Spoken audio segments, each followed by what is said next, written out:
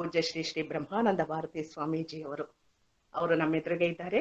ಅವರಿಗೆ ನಮ್ಮ ಮನಪೂರ್ವಕವಾದ ವಂದನೆಗಳನ್ನ ಅರ್ಪಿಸೋಣ. ಇವರು ಹುಟ್ಟಿ ಬಂದವರೇ ಪೂಜ್ಯ ಬ್ರಹ್ಮಾನಂದ ಭಾರತಿ ಸ್ವಾಮೀಜಿಯವರು.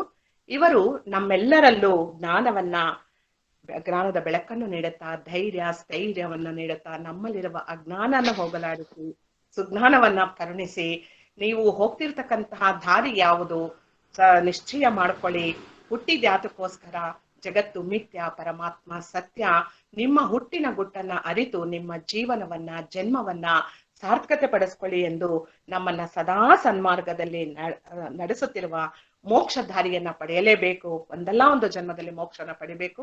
ಈ ಜನ್ಮದಲ್ಲಿ ಈಗಲೇ ಆ ಒಂದು ಸಾಧನೆಯನ್ನ ಪ್ರಾರಂಭ ಮಾಡ್ಕೊಳ್ಳಿ ಎಂದು ನಮ್ಮೆಲ್ಲರನ್ನು ಸನ್ಮಾರ್ಗದಲ್ಲಿ ನಡೆಸುತ್ತಾ, ಜ್ಞಾನದ ಬೆಳಕನ್ನ ಚೆಲ್ಲಾಡುತ್ತಾ, ಎಲ್ಲರಲ್ಲೂ ಆನಂದವನ್ನ ತುಂಬುತ್ತಾ, ಮನಕ್ಕೆ ಶಾಂತಿಯನ್ನು ನೀಡುತ್ತಾ ಇರತಕ್ಕಂತಹ ಗುರುವಿಗಳಿಗೆ ಎಷ್ಟು ನಾವು ಅವ್ರ ಪರಿಚಯ ಮಾಡಿಕೊಟ್ರು ಸಹ ಕಡಿಮೆನೆ. ಇವರು ಅಧ್ಯಯನ ಮಾಡಿರ್ತಕ್ಕಂಥದ್ದು ವಿಜ್ಞಾನದ ಪದವಿಯನ್ನ ಪಡ್ಕೊಂಡಿದ್ದಾರೆ. ಚಿನ್ಮಯ ಮಿಷನ್ ಅಲ್ಲಿ 2 ವರ್ಷ ವೇದಾಂತ ಕೋರ್ಸ್ ಅನ್ನ ಮಾಡಿದ್ರು. ಇದಾದ ನಂತರ ಋಷಿಕೇಶದ ಅಲ್ಲಿ ಪೂಜ್ಯ ಸ್ವಾಮಿ ಶಾಂತಿ ಧರ್ಮಾನಂದರವರಲ್ಲಿ ಬ್ರಹ್ಮಸೂತ್ರ ಭಾಷಪಾಠವನ್ನ ಅಧ್ಯಯನ ಮಾಡಿದ್ರು. ಇದಾದ ಮೇಲೆ ಶ್ರೀ ಶ್ರೀ ಶಂಕರಾಚಾರ್ಯರ ಪರಂಪರೆಯಾಗಿರತಕ್ಕಂತಹ ಪರಮಾನಂದ ಭಾರತಿ ಬೆಂಗಳೂರು ಇವರಿಂದ ಪೂಜ್ಯ ನಮ್ಮ ಸ್ವಾಮೀಜಿಯವರು ಸನ್ಯಾಸತ್ವವನ್ನ ಸ್ವೀಕರಿಸಿದ್ರು. ಇವರು 15 ವರ್ಷಗಳಿಂದ ಸತತವಾಗಿ ವೇದಾಂತ ಶಾಸ್ತ್ರದ ಮೇಲೆ ಉಪನ್ಯಾಸವನ್ನ ಮಾಡ್ತಾ ಇದ್ದಾರೆ. ಅವರು ಸನ್ಯಾಸತ್ವವನ್ನ ಸ್ವೀಕರಿಸಿದರೆ, ವೇದಾಂತ ಶಾಸ್ತ್ರದ ಉಪನ್ಯಾಸವನ್ನ ಮಾಡ್ತಿದ್ದಾರೆ ಅಂದ್ಮೇಲೆ ಇನ್ನು ಯಾವುದ್ರ ಬಗ್ಗೆ ನಾವು ಮಾಡ್ಕೊಳ್ಳೋ ಅವಶ್ಯಕತೆ ಇಲ್ಲ. ಇದರ ಒಳಗೆ ಅವರು ಏನೊಂದು ಜ್ಞಾನವನ್ನ ಎಲ್ಲ ಅಂತಕ್ಕದ್ದು ನಮ್ಗೆ ಅರ್ಥ ಆಗುತ್ತೆ. ಇವರು ಈಗ ಸದ್ಯಕ್ಕೆ ಸಿದ್ದಾಪುರದಲ್ಲಿ ಶಿರಳಿ ಗ್ರಾಮದಲ್ಲಿ ವಾಸವಾಗಿದ್ದಾರೆ. ಓಂ ಸದಾಶಿವ ಸಮಾರಂಭಾಂ ಶಂಕರಾಚಾರ್ಯ ಮಧ್ಯಮಾಂ ಅಸ್ಮದಾಚಾರ್ಯ ಪರ್ಯಂತಾಂ ವಂದೇ ಗುರು ಪರಂಪರಾಂ ಶ್ರುತಿ ಸ್ಮೃತಿ ಪುರಾಣಾನಾಂ ಆಲಯಂ ಕರುಣಾಲಯಂ ನಮಾಮಿ ಭಗವತ್ಪಾದ ಶಂಕರಂ ಲೋಕಶಂಕರಂ ಶಂಕರಂ ಶಂಕರಾಚಾರ್ಯಂ ಕೇಶವಂ ಬಾದರಾಯಣಂ ಸೂತ್ರ ಭಾಷ್ಯಕೃತೌ ವಂದೇ ಭಗವಂತೌ ಪುನಃ ಪುನಃ ಈಶ್ವರೋ ಗುರುರಾತ್ಮೇತಿ ಮೂರ್ತಿಭೇದ ವಿಭಾಗಿನೇ ವ್ಯೋಮವದ್ವ್ಯಾಪ್ತ ದೇಹಾಯ ದಕ್ಷಿಣಾಮೂರ್ತಯೇ ನಮಃ. ದಕ್ಷಿಣಾಮೂರ್ತಯೇ ನಮಃ. ಓಂ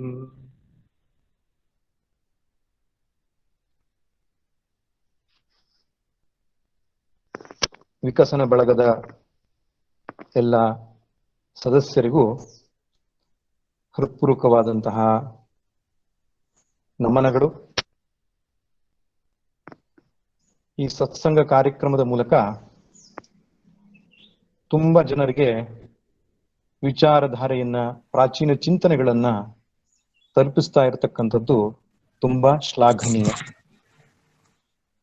ಬೇರೆ ಎಲ್ಲ ಸೇವೆಗಳಿಗಿಂತ ಜ್ಞಾನಯಜ್ಞ ಶ್ರೇಷ್ಠ ಎಂಬುದಾಗಿ ಭಗವಂತ ಗೀತೆಯಲ್ಲಿ ಹೇಳ್ತಾನೆ.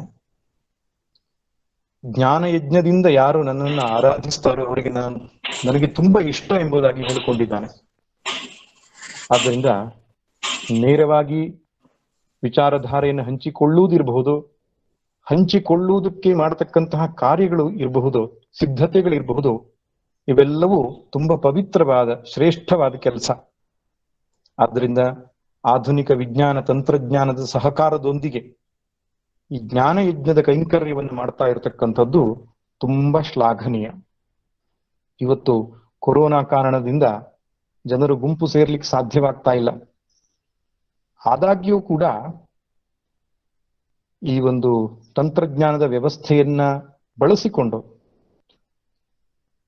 ದೂರದ ಈ ಶಿರಳಗಿ ಗ್ರಾಮದಲ್ಲಿ ಕುಳಿತುಕೊಂಡು ನಾನಿವತ್ತು ಉಪನ್ಯಾಸವನ್ನ ನೀಡಲಿಕ್ಕೆ ಸಾಧ್ಯವಾಗ್ತಾ ಇದೆ ಅಂದ್ರೆ ಇದು ನಮ್ಮೆಲ್ಲ ಹಿರಿಯರ ಪ್ರಯತ್ನದ ಫಲವೇ ಆಗಿದೆ.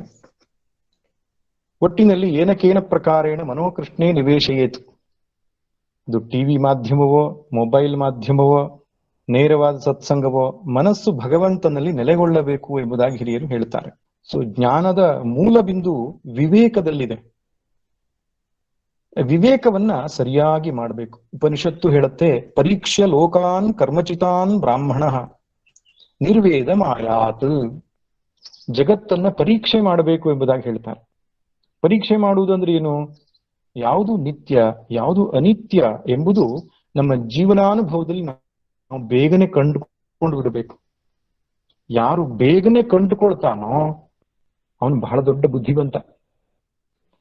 ನಚಿಕೇತನಿಗೆ 7 ವರ್ಷಕ್ಕೆ ಗೊತ್ತಾಗ್ಬಿಡ್ತಿದ್ದು ಏನು? ಶೋಭಾವಾಮರ್ತ್ಯಸ್ಯ ಯದಂತ ಕೈ ತತ್ ಸರ್ವೇಂದ್ರಿಯಾಣಾಂ ಜರಯಂತಿ ತೇಜಃ ನ ವಿತ್ತೇನ ತರ್ಪಣೀಯೋ ಮನುಷ್ಯ. ಹಣದಿಂದ ತೃಪ್ತಿ ಇಲ್ಲ, ಇಂದ್ರಿಯ ಭೋಗಗಳಿಂದ ಶಾಂತಿ ಇಲ್ಲ ಎಂಬ ಸತ್ಯವನ್ನ ಶೀಘ್ರವಾಗಿ ಕಂಡುಕೊಂಡವನು, ಪರಿಪಕ್ವವಾದ ವ್ಯಕ್ತಿಯಾದ. ಆದ್ರಿಂದ ದೇಹಕ್ಕೆ ವಯಸ್ಸಾಗುವುದು ಪರಿಪಕ್ವತೆಯ ಲಕ್ಷಣ ಅಲ್ಲ. ವಿವೇಕ ಯಾರಿಗೆ ಚೆನ್ನಾಗಿ ಜಾಗೃತಿಯಾಗುತ್ತದೋ ಅದೇ ಪಕ್ವತೆಯ ಲಕ್ಷಣ. ವಿವೇಕದ ಫಲವಾದ ವೈರಾಗ್ಯವೂ ಜಾಗೃತಿಯಾಗಬೇಕು. ಅಂಥವನೇ ಭಗವಂತನ ಸಾಕ್ಷಾತ್ಕಾರ ಪಡೆಯಲಿಕ್ಕೆ ಸಾಧ್ಯ ಆಗ್ತದೆ.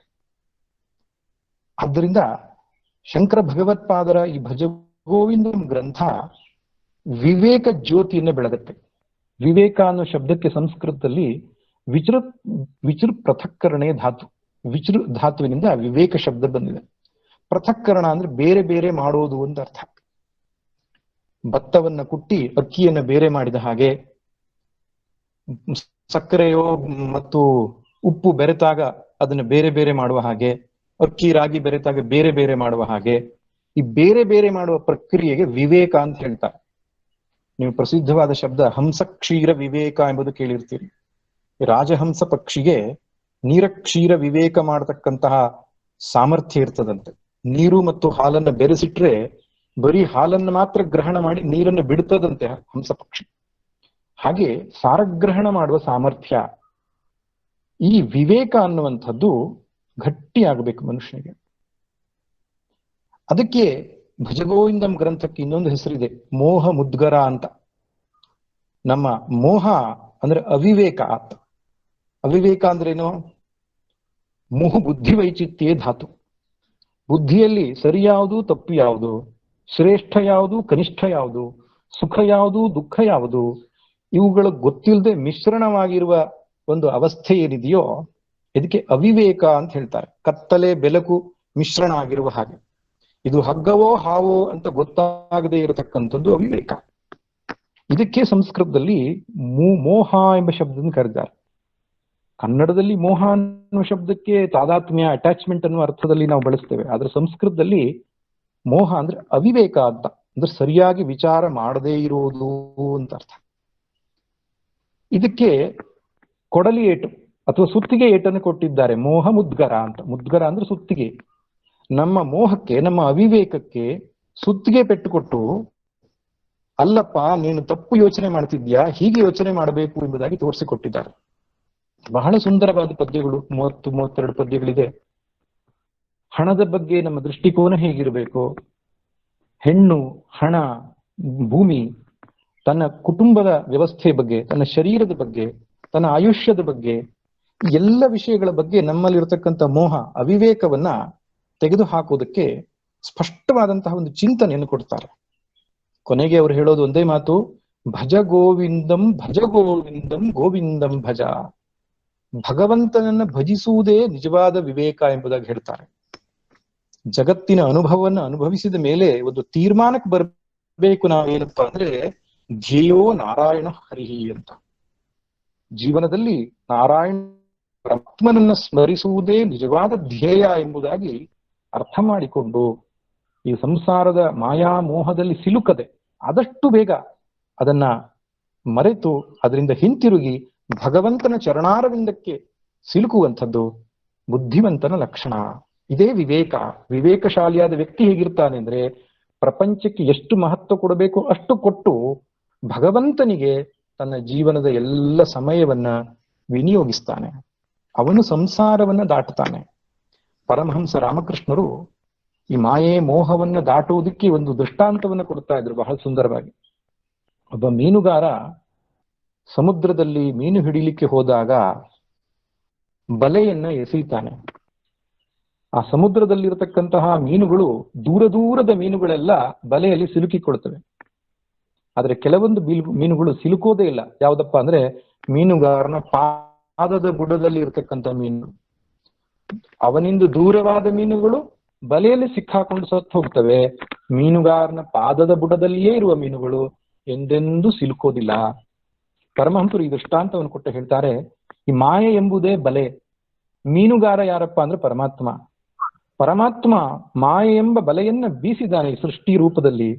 ಯಾರು ಭಗವಂತನಿಂದ ದೂರ ಇದ್ದಾರೋ ಅವರು ಮಾಯೆಯಲ್ಲಿ ಸಿಲುಕಿಕೊಳ್ತಾರೆ.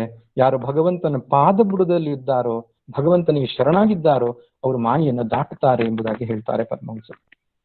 ಹಾಗೆ ವಿವೇಕ ಜಾಗೃತಿ ಮಾಡಿಕೊಂಡು ಆದಷ್ಟು ಬೇಗನೆ ಭಗವಂತನೇ ಶರಣ್ಯನು, ಭಗವಂತನಿಗೆ ಶರಣಾಗುವುದು ಒಂದೇ ಪರಿಹಾರ ಎಂಬ ಅರ್ಥವನ್ನ ನಾವು ತಿಳಿದುಕೊಳ್ಳಬೇಕು ಎಂಬುದೇ ಭಜಗೋವಿಂದಂ ಗ್ರಂಥದ ಸಾರವಾಗಿದೆ. ಹೀಗೆ ಈ ಸರಣಿಯ ಸಮಾಪ್ತಿಯ ನಂತರ ನನಗೆ ಒಂದು ಮನವಿಯನ್ನು ಮಾಡಿಕೊಂಡಿದ್ದಾರೆ, ಉಪನಿಷತ್ತಿನ ಬಗ್ಗೆ ತಿಳಿಸಿಕೊಡಿ ಅಂತ. ಪ್ರಧಾನವಾದ 10 ಉಪನಿಷತ್ತುಗಳು ಶಂಕರ ಭಗವತ್ಪಾದರು ಏನು ಭಾಷ್ಯವನ್ನು ಬರೆದ್ರು, ಆ 10 ಉಪನಿಷತ್ತುಗಳ ಸಾರವನ್ನ ಎಂಬುದಾಗಿ ವಿಕಸನ ಬಳಗದ ಮುಖ್ಯಸ್ಥರು ಯಾರಿದ್ದಾರೆ ಅವರು ಕೇಳ್ಕೊಂಡ್ರು. ಆಯ್ತು ಅಂತ ನಾನು ಒಪ್ಪಿಕೊಂಡೆ. ಆಗ ಹೇಳಿದ್ರು, ಈ ಮುಂದಿನ ಸತ್ಸಂಗದಲ್ಲಿಯೇ ಪರಿಚಯ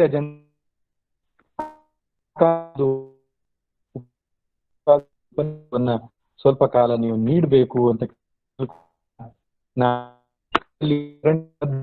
ಮಾಡಿಕೊಂಡಿದ್ದೇನೆ.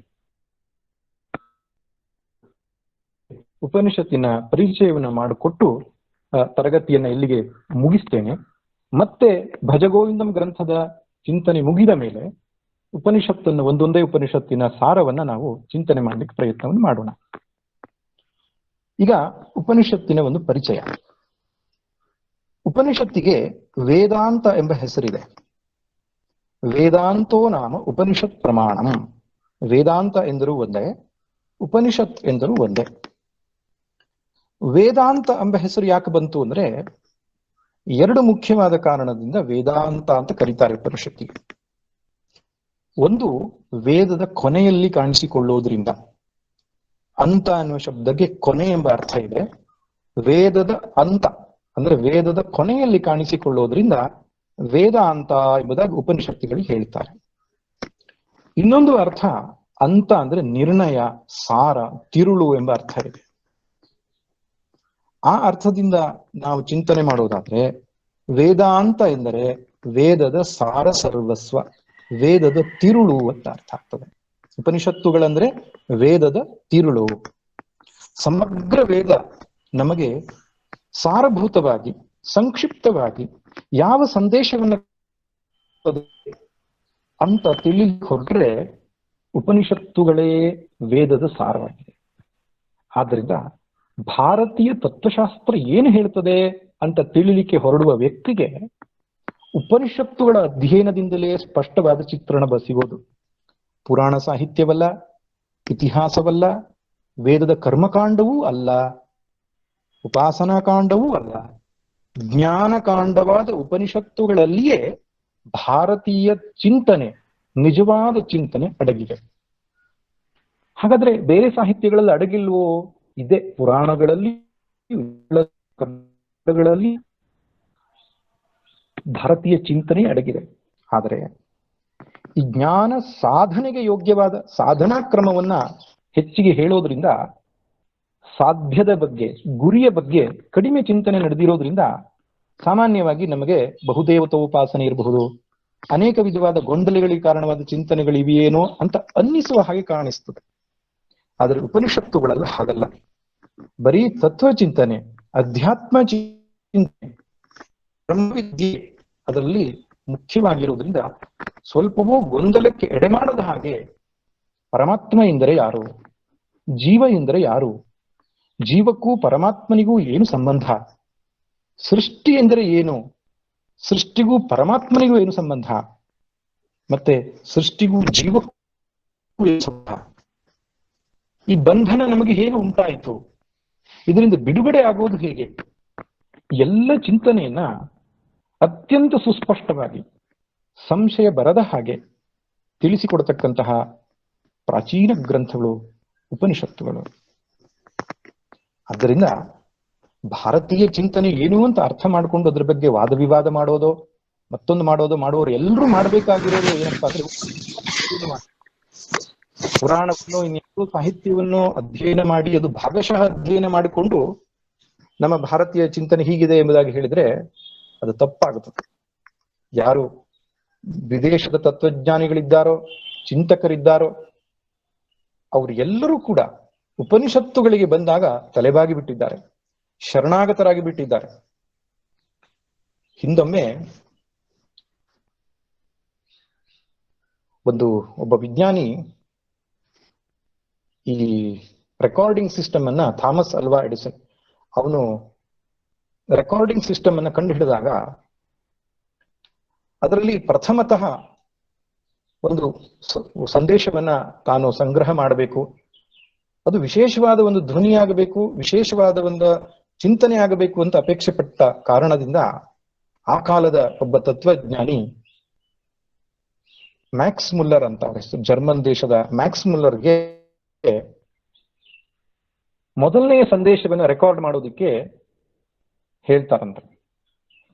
ಆಗ ಮ್ಯಾಕ್ಸ್ ಮುಲ್ಲರ್ ಅವರು ನಮ್ಮ ಭಾರತೀಯ ಎಲ್ಲ ಚಿಂತನೆಗಳನ್ನ, ವಿಶೇಷವಾಗಿ ವೇದದ ಅಧ್ಯಯನವನ್ನು ಮಾಡಿ ಇಂಗ್ಲಿಷ್ ಭಾಷೆಗೆ ತರ್ಜುಮೆಯನ್ನು ಮಾಡಿರತಕ್ಕಂಥವ್ರು.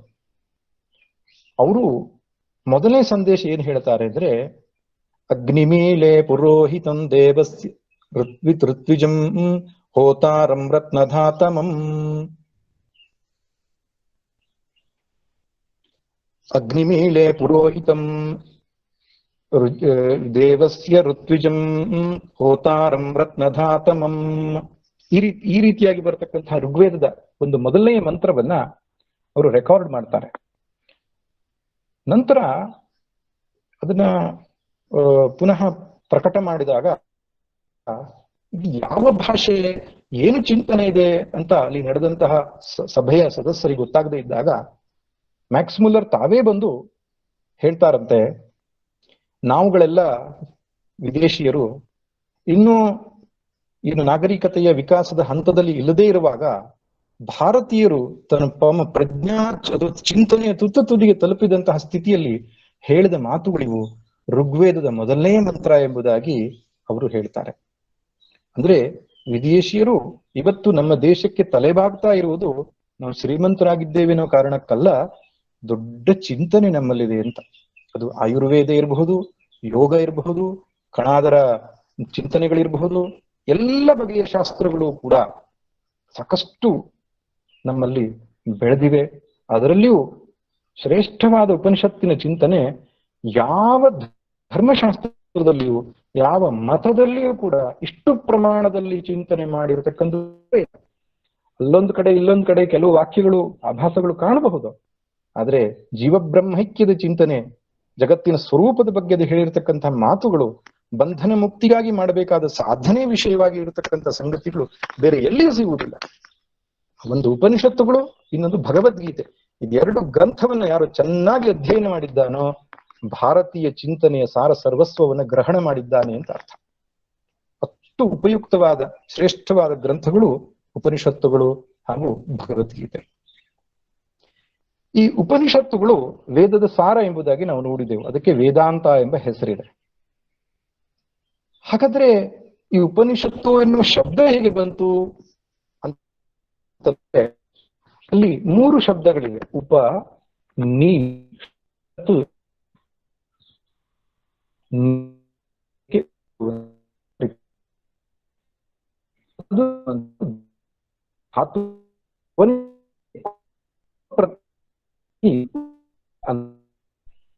ಆರಂಭದಲ್ಲಿ ಉಪಸರ್ಗ,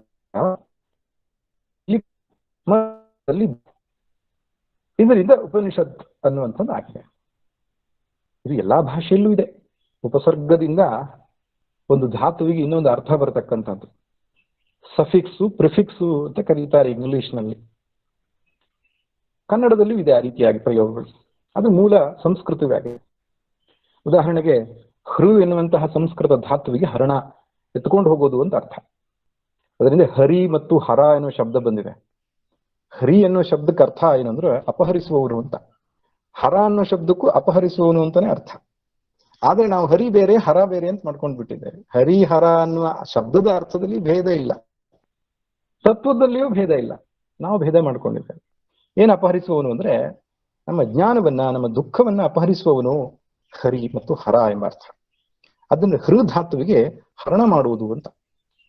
ಅದೇ ಹೃಧಾತುವಿನ ಹಿಂದೆ ಆ ಎನ್ನುವ ಉಪಸರ್ಗವನ್ನು ಸೇರಿಸಿದ್ರೆ ಆಹಾರ ಅಂತ ಆಗ್ತದೆ, ವಿ ಎನ್ನುವ ಉಪಸರ್ಗ ಸೇರಿಸಿದ್ರೆ ವಿಹಾರ ಅಂತ ಆಗ್ತದೆ, ಪ್ರ ಎನ್ನುವ ಉಪಸರ್ಗ ಸೇರಿಸಿದ್ರೆ ಪ್ರಹಾರ ಅಂತ ಆಗ್ತದೆ, ಸಂ ಎನ್ನುವ ಉಪಸರ್ಗ ಸೇರಿಸಿದ್ರೆ ಸಂಹಾರ ಅಂತ ಆಗ್ತದೆ. ಉಪಸರ್ಗೇಣ ಧಾತ್ವರ್ಥೋ ಬಲಾದ್ ಅನ್ಯತ್ರ ನೀಯತೆ ಪ್ರಹಾರಾಹಾರ ಸಂಹಾರ ವಿಹಾರ ಪರಿಹಾರವತು ಅಂತ ವ್ಯಾಕರಣದಲ್ಲಿ ಹೇಳುವ ಹಾಗೆ ಉಪಸರ್ಗದಿಂದ ಧಾತುವಿಗೆ ವಿಶೇಷವಾದ ಅರ್ಥ ಬರ್ತದೆ. ಕೆಲವು ಅರ್ಥವನ್ನ ವಿಶೇಷವಾಗಿ ಒತ್ತು ಕೊಡುತ್ತೆ, ಕೆಲವು ಅರ್ಥವನ್ನ ವಿರುದ್ಧವಾಗಿ ಕೊಡುತ್ತೆ, ಕೆಲವು ಅರ್ಥವನ್ನ ಕಾಪಾಡಿಕೊಳ್ಳುತ್ತೆ.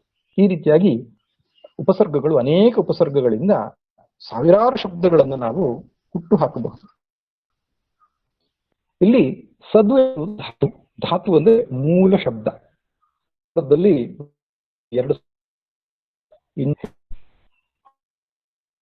ಕೋಟ್ಯಾಂತರ ಶಬ್ದಗಳ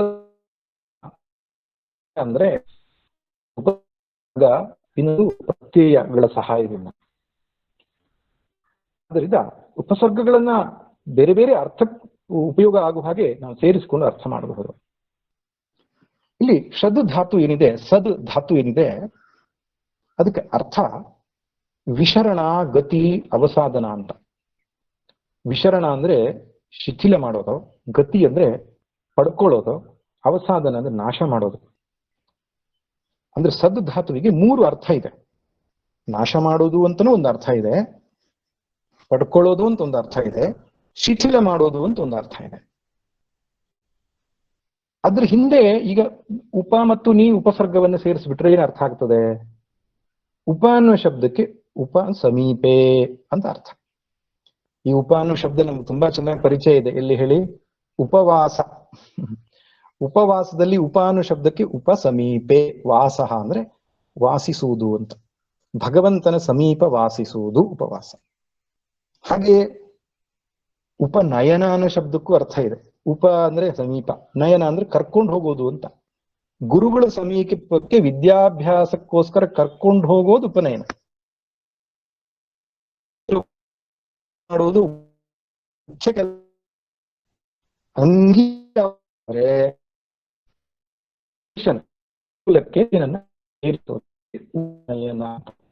ಉಪ ಅಂದ್ರೆ ಸಮೀಪ ಅಂತ ಅರ್ಥ. ನೀ ಎನ್ನುವ ಉಪಸರ್ಗಕ್ಕೆ ಏನರ್ಥ? ನಿಶ್ಚಯಾತ್ಮಿಕವಾಗಿ, ಖಂಡಿತವಾಗಿ, ಸತ್ಯವಾಗಿ ಅಂತ ಅರ್ಥ. ಮತ್ತೆ ಸದ್ ಧಾತುವಿಗೆ ಮೂರು ಅರ್ಥವನ್ನು ನೋಡಿದ್ದೇವೆ ನಾವು. ಈಗ ಉಪಸರ್ಗ ಮತ್ತು ಧಾತುವನ್ನು ಸೇರಿಸಿ ಹೇಗೆ ಅರ್ಥ ಆಗ್ತದೆ ಅಂದ್ರೆ, ಯಾವ ವಿದ್ಯೆಯ ಸಮೀಪಕ್ಕೆ ಹೋಗಿ ಸಂಶಯರಹಿತವಾದ ನಿಶ್ಚಯ ಜ್ಞಾನವನ್ನ ಮಾಡಿಕೊಂಡ ಮೇಲೆ ನಮ್ಮ ಅಜ್ಞಾನ ನಾಶವಾಗುತ್ತೋ ಅದು ಉಪನಿಷತ್ತು. ಯಾವ ವಿದ್ಯೆಯ ಸಮೀಪಕ್ಕೆ ಹೋಗಿ ಸಂಶಯರಹಿತವಾದ ನಿಶ್ಚಯ ಜ್ಞಾನವನ್ನು ಮಾಡಿಕೊಳ್ತೇವೋ ಅದರಿಂದ ಪರಮಾತ್ಮ ಪ್ರಾಪ್ತಿಯಾಗುತ್ತೋ ಅಥವಾ ಬ್ರಹ್ಮಾನಂದ ಪ್ರಾಪ್ತಿಯಾಗುತ್ತೋ ಅದು ಉಪನಿಷತ್ತು. ಅಥವಾ ಮೂರನೇ ಅರ್ಥ ಏನು? ಯಾವ ವಿದ್ಯೆಯ ಸಮೀಪಕ್ಕೆ ಹೋದಾಗ ನಿಶ್ಚಯಾತ್ಮಿಕವಾದ ಜ್ಞಾನವಾದ ನಂತರ ನಮ್ಮೆಲ್ಲ ಸಂಶಯಗಳು ಶಿಥಿಲವಾಗುತ್ತೋ, ದುಃಖಗಳು, ಆ ವಿದ್ಯೆಗೆ ಹೆಸರು ಉಪನಿಷತ್ತು ಅಂತ. ಈ ಎಲ್ಲ ಚಿಂತನೆಗಳು ಉಪನಿಷತ್ ಭಾಷೆ ಬರೆದಿದ್ದ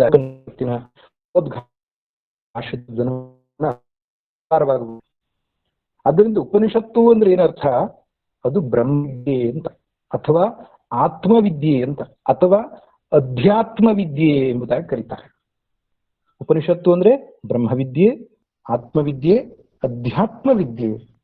ಗೀತೆಯಲ್ಲಿ ಕೃಷ್ಣ ಹೇಳಿರೋದು ನೆನಪಿಗೆ ಬರಬಹುದು ನಿಮಗೆ. ಅಧ್ಯಾತ್ಮ ವಿದ್ಯಾ ವಿದ್ಯಾನಾಂ ಎಂಬುದಾಗಿ ಹೇಳಿದ್ದಾನೆ. ಎಲ್ಲ ವಿದ್ಯೆಗಳಲ್ಲಿ ನಾನು ಅಧ್ಯಾತ್ಮ ವಿದ್ಯೆ ಎಂಬುದಾಗಿ ಹೇಳಿದ್ದಾನೆ. ಅಂದ್ರೆ ಈ ಬ್ರಹ್ಮವಿದ್ಯೆ ಅತ್ಯಂತ ಶ್ರೇಷ್ಠವಾದದ್ದು. ಅದು ಉಪನಿಷತ್ತು ಶಬ್ದದಿಂದ ಹೇಗೆ ಅರ್ಥ ಆಗತ್ತೆ? ಯಾವ ಬ್ರಹ್ಮವಿದ್ಯೆಯನ್ನ ತಿಳಿದುಕೊಂಡರೆ ನಮ್ಮ ಅಜ್ಞಾನ ನಾಶವಾಗಿ ದುಃಖ ಶಿಥಿಲವಾಗಿ ಆ ವಿದ್ಯೆಗೆ ಹೆಸರು ಅಲ್ಲ. ವಿದ್ಯೆಗೆ ಉಪನಿಷತ್ತು ಆದ್ರೆ ಈಗೆಲ್ಲ ಸ್ವಾಮೀಜಿ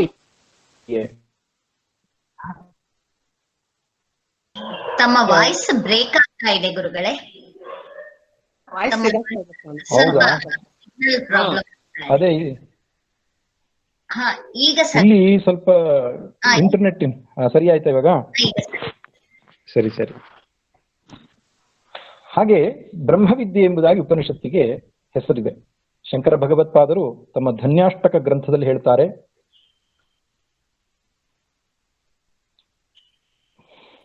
ತೇ ಧನ್ಯ ಭುವಿ ಪರಮಾರ್ಥ ನಿಶ್ಚಿತೇಹ ಶೇಷಾಸ್ತು ಭ್ರಮನಿಲಯೇ ಪರಿಭ್ರಮಂತಹ ಅಂತ.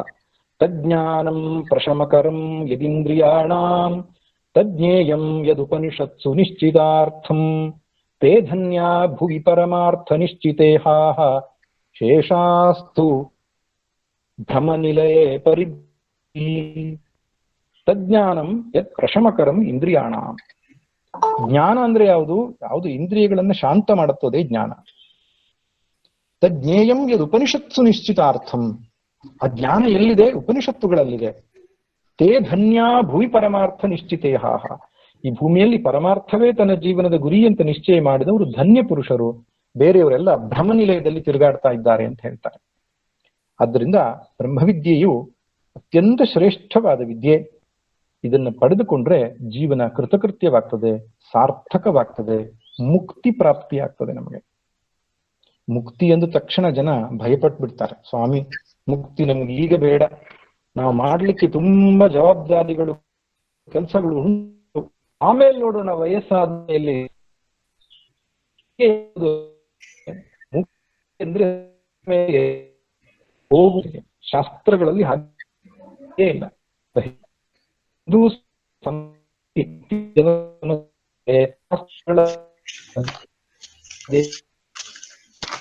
ಗುರುಗಳೇ ಮತ್ತೆ ತಮ್ಮದು ಬ್ರೇಕ್ ಆಗ್ತಾ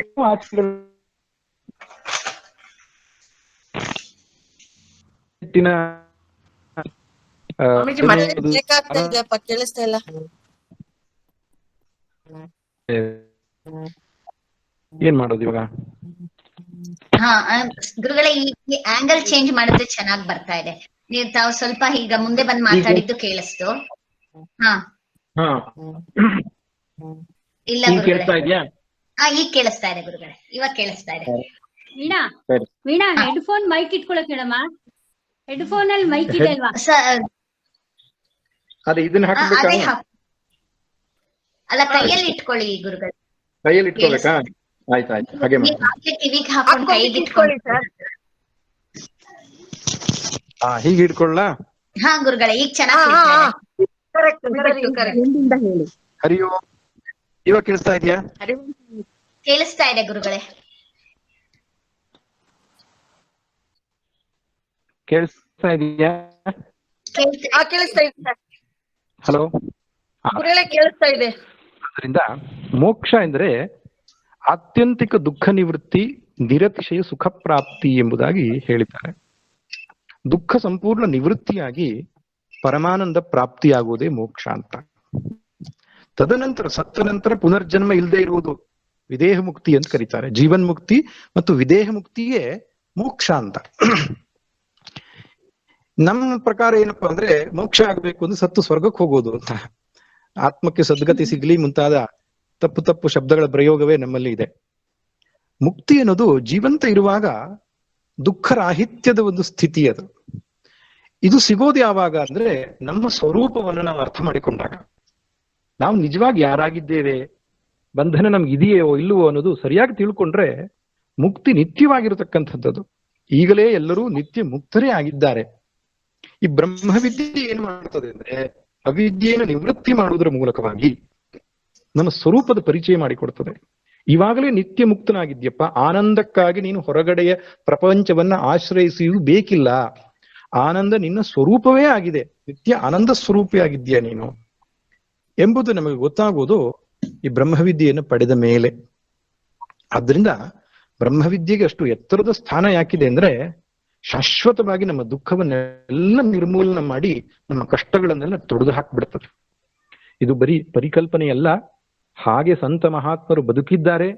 ಕಷ್ಟ ಕಾರ್ಪಣ್ಯಗಳ ಮಧ್ಯದಲ್ಲಿಯೂ ಸ್ವಲ್ಪವೂ ದುಃಖದಿಂದ ವಿಚಲಿತರಾಗದಂತಹ ಸ್ಥಿತಪ್ರಜ್ಞತ್ವವನ್ನು ಪಡೆದುಕೊಂಡಂತವರು ಅನೇಕ ಮಹನೀಯರು ಈ ಭರತ ಖಂಡದಲ್ಲಿ ಆಗಿ ಹೋಗಿದ್ದಾರೆ.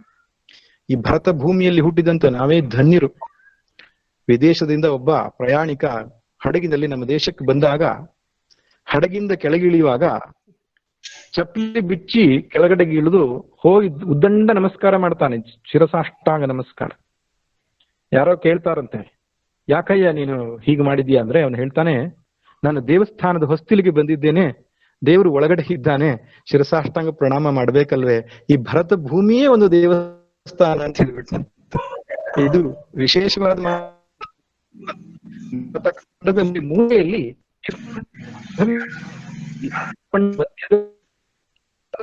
ಮನಸ್ಸಮಾಧಾನ ಕಂಡುಕೊಂಡಂತ ಅನೇಕ ಮಹನೀಯರು, ಗೃಹಿಣಿಯರು, ಗೃಹಸ್ಥರು, ಸನ್ಯಾಸಿಗಳು, ಸಾಧು ಸಂತರು ಆಗಿ ಹೋಗಿದ್ದಾರೆ. ಅಂತಹ ಪುಣ್ಯಭೂತರು ಶ್ರೀಧರ ಸ್ವಾಮಿಗಳಂತವರು, ರಮಣ ಮಹರ್ಷಿಗಳಂತವರು, ರಾಮಕೃಷ್ಣ ಪರಮಹಂಸರಂತವರು ತುಂಬಾ ಪ್ರಸಿದ್ಧವಾಗಿ ಇತ್ತೀಚಿನ ಸಮಯದಲ್ಲಿ ಆಗಿ ಹೋದಂತವರು.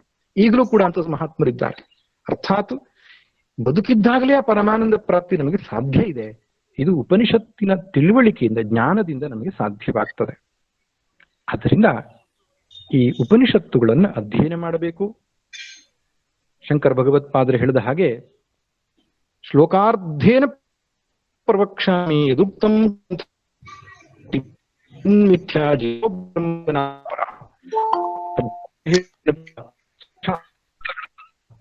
ಬ್ರಹ್ಮವಂದೇ ಸತ್ಯ, ಕಾಣುವ ಜಗತ್ತು ಮಿಥ್ಯ, ಈ ಜೀವವು ಪರಬ್ರಹ್ಮವಲ್ಲದೆ ಬೇರೆ ಅಲ್ಲ. ಇದೇ ನಿಜವಾಗಿ ಉಪನಿಷತ್ತಿನ ಸಾರ. ಉಪನಿಷತ್ತು ಅಂತಿಮವಾಗಿ ಏನ್ ಹೇಳುತ್ತೆ? ಜೀವಬ್ರಹ್ಮೈಕ್ಯ ವಿಚಾರವನ್ನ ತಿಳಿಸಿಕೊಡುತ್ತೆ. ಈ ಜೀವನು ಬ್ರಹ್ಮವೇ ಆಗಿದ್ದಾನೆ ಎಂಬುದಾಗಿ. ಶರೀರಾದಿಗಳ ಅಭಿಮಾನವನ್ನು ಇಟ್ಟುಕೊಂಡಿದ್ದು ಅಜ್ಞಾನದಿಂದಾಗಿ. ಅದನ್ನ ತೊಡೆದು ಹಾಕುವುದಕ್ಕೆ ಪಂಚಕೋಶ ವಿವೇಕ, ಅವಸ್ಥಾತ್ರಯ ವಿವೇಕ, ದೇಹತ್ರಯ ವಿವೇಕ, ಜೀವಬ್ರಹ್ಮೈಕ್ಯ ವಿಚಾರ, ಅಧ್ಯಾರೋಪವಾದ ಪ್ರಕ್ರಿಯೆ, ಅನೇಕ ವಿಧಾನಗಳಿಂದ ನಮ್ಮನ್ನ ಜ್ಞಾನದ ಮಾರ್ಗದಲ್ಲಿ ಕರೆದುಕೊಂಡು ಹೋಗುತ್ತೆ ಉಪನಿಷತ್ತು. ಆದ್ದರಿಂದ ಈ ಉಪನಿಷತ್ತುಗಳನ್ನ ಅಧ್ಯಯನ ಮಾಡೋಣ. ಎಷ್ಟು ಉಪನಿಷತ್ತುಗಳಿದೆ, ಆ ಉಪನಿಷತ್ತುಗಳಲ್ಲಿ ಏನೇನು ವಿಷಯಗಳಿದೆ ಮುಂತಾದ ವಿಷಯಗಳನ್ನ ನಾನು ಉಪನಿಷತ್ತಿನ ತರಗತಿಯನ್ನು ಆರಂಭ ಮಾಡುವಾಗ ಹೇಳ್ತೇನೆ. ಈಗ ನಿಮ್ಮ ಮುಂದಿನ ಭಜಗೋವಿಂದಂ ಸತ್ಸಂಗ ಕೂಡ ನಡಿಬೇಕಾಗಿದೆ. ಆದ್ರಿಂದ ತಮ್ಮೆಲ್ಲ ಕಾರ್ಯಕ್ರಮಗಳು ಹೀಗೆ ಸುಂದರವಾಗಿ ನಡೆಯಲಿ. ಭಗವಂತನ ಅನುಗ್ರಹ ಎಲ್ಲರಿಗೂ ಸಿಕ್ಕು ಅಧ್ಯಾತ್ಮ ಸಾಧನೆಯ ಮಾರ್ಗದಲ್ಲಿ ನಮ್ಮನ್ನು ಮುನ್ನಡೆಸಲಿ. ಈ ಜ್ಞಾನದ ವಿಚಾರಗಳನ್ನ ನಿರ್ವಿಘ್ನವಾಗಿ ಮುಂದುವರಿಸುವುದಕ್ಕೆ ಭಗವಂತ ಶಕ್ತಿಯನ್ನು ಕೊಡಲಿ, ವಿಘ್ನಗಳೆಲ್ಲ ದೂರ ಮಾಡಲಿ ಅಂತ ಪ್ರಾರ್ಥನೆ ಮಾಡ್ತಾ ಇವತ್ತಿನ ಆಶೀರ್ವಚನಕ್ಕೆ ಪೂರ್ಣ ವಿರಾಮವನ್ನ ಹೇಳ್ತಾ ಇದ್ದೇನೆ. ಓಂ ಸರ್ವೇ ಭವಂತು ಸುಖಿನಃ, ಸರ್ವೇ ಸಂತು ನಿರಾಮಯಾಃ, ಸರ್ವೇ ಭದ್ರಾಣಿ ಪಶ್ಯಂತು, ಮಾ ಕಶ್ಚಿತ್ ದುಃಖಭಾಗ್ ಭವೇತ್. ಓಂ ಶಾಂತಿ ಶಾಂತಿ ಶಾಂತಿ. ಹರಿ ಓಂ.